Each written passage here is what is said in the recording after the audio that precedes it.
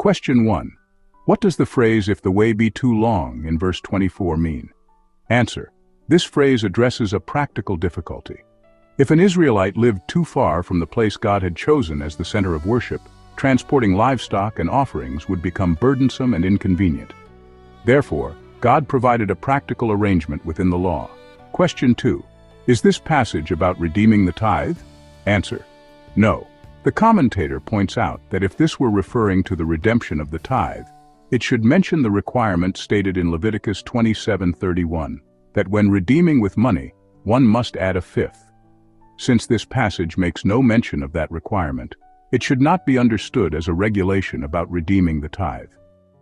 Question 3. Then what is being permitted here? Answer. What is permitted is this. If the journey is too long, a person may convert the offering into money, carry the money to the place the Lord has chosen, and there purchase oxen, sheep, wine, or strong drink to use for worship. Question 4. What is the main point of this arrangement? Answer. The focus is not on how to carry the offering, but on where to offer it. God allows flexibility in form.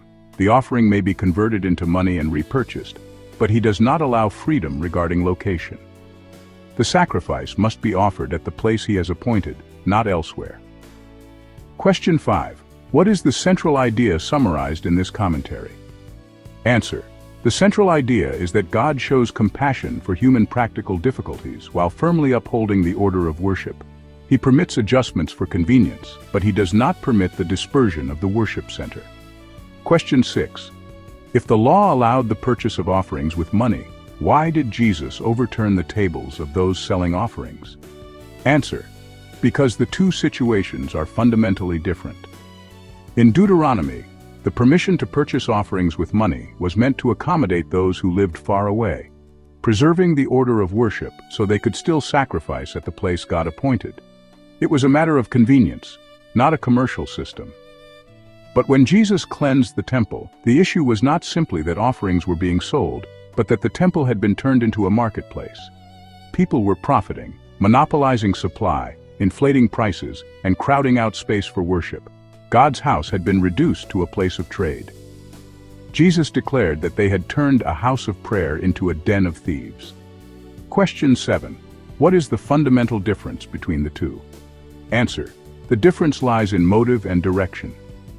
The arrangement in the law was meant to help people worship God. The trading in the temple exploited worship for profit.